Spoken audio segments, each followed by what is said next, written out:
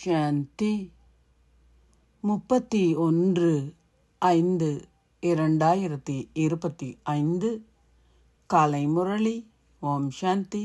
Pop தாதா, மதுவனம். சாராம்சம்.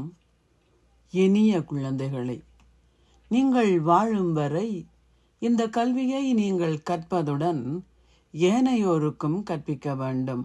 இந்த கல்வியே உங்கள் சந்தோஷத்திற்கும் அந்தஸ்திற்கும் அடிப்படையாக உள்ளது. கேள்வி: நீங்கள் செய்கின்ற சேவையில் வெற்றி அடைவதற்கு உங்களுக்கு எந்த முக்கியமான நற்குணம் தேவையாகும்? பதில்: சகிப்புத்தன்மை. நீங்கள் ஒவ்வொரு சூழ்நிலையிலும் சகிப்புத்தன்மையை கொண்டிருக்க வேண்டும். ஒன்றாக இருந்து சேவை செய்யுங்கள். சொற்பொழிவு நிகழ்ச்சிகள் போன்றவற்றை ஆற்றுங்கள்.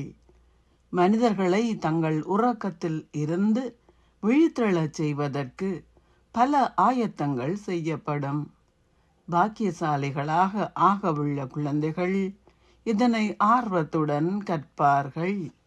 பாடல்: நாங்கள் தொடர்ந்தும் விழக்கூடிய பாதையை பின்பற்றுவதால் நாங்கள் தொடர்ந்தும் எச்சரிக்கையாக இருக்க வேண்டும்.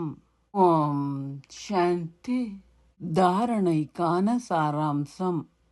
1. ஏகாந்தத்தில் அமர்ந்திருந்து உங்களுடன் பேசுவதற்கு நேரத்தை ஒதுக்குங்கள். உங்களை உற்சாகப்படுத்துங்கள்.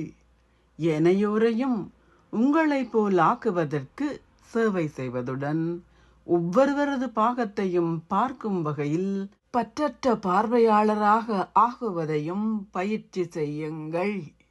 தந்தையை நினைவு செய்து உங்களை சீர்திருத்துங்கள். உங்கள் இதயத்திடம் வினவுங்கள், நான் ஒரு தூதுவனாகிவிட்டேனா?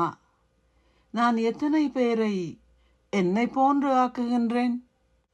ஆசீர்வாதம். நீங்கள் ஒரு பறக்கும் பறவையாகி மேன்மையான முயற்சி செய்வதன் மூலம் இறுதி பொறுப்பேற்றிலே முதல் இலக்கத்தை பெறுவீர்களாக. இறுதி பொறுப்பேற்றிலே முதல் இலக்கத்தை பெறுவதற்கு 1.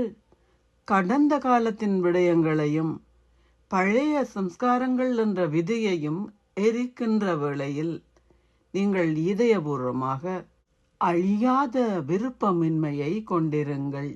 2. அமிர்த வேளையில் இருந்து இரவு வரை இறை கோட்பாடுகளையும் ஒழுங்கு முறைகளையும் எப்போதும் கடைபிடிப்பேன் என சத்தியம் செய்யுங்கள்.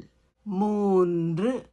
உங்களின் எண்ணங்களாலும் வார்த்தைகளாலும் உங்களின் உறவு முறைகளிலும் தொடர்புகளிலும் சதா மகாதானி ஆகுங்கள். ஒரு புண்ணிய ஆத்மா ஆகி தொடர்ந்து தான தர்மங்களை செய்யுங்கள். நீங்கள் உயர பாய்வதற்கு இத்தகைய மேன்மையான முயற்சியை செய்யும்போது உங்களால் ஒரு பறக்கும் பறவையாகி இறுதி பெறுபேற்றிலே முதல் இலக்கத்தை கோர முடியும். ஸ்லோகம். உங்களின் மனோபாவத்தால் சூழலை சக்தி வாய்ந்தது ஆக்குவதே சேவைக்கான இறுதி முயற்சி ஆகும். அவ்யக்த சமிக்ஞை. ஆன்மீக ராஜரீகம் மற்றும் தூய்மையின் ஆளுமையை கடைபிடியுங்கள். உலகின் உச்ச ஆளுமைகளாகிய நீங்கள் விசேடமானவர்களும் அத்துடன் மகாத்மாக்களும் ஆவீர்கள். உங்களின் தூய்மையின் ஆளுமை என்ற சிறப்பியல்பானது நீங்கள் செய்யும் ஒவ்வொரு பணியும் மகத்துவத்தால் நிரம்பியிருக்கும். இந்த ஆன்மீக ஆளுமையை கொண்டுள்ள ஆத்மாக்களான நீங்கள் உங்களின் சக்தி, நேரம் அல்லது எண்ணங்களை வீணாக்க மாட்டீர்கள்.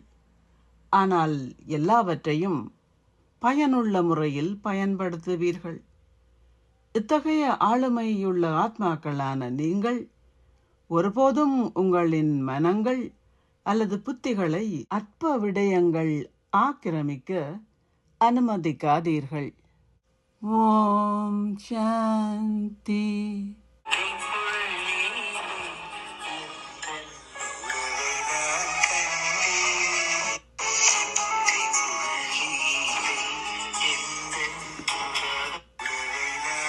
தானம் செய்வது. ஓம் சாந்தி. நன்றிகள் பாபா.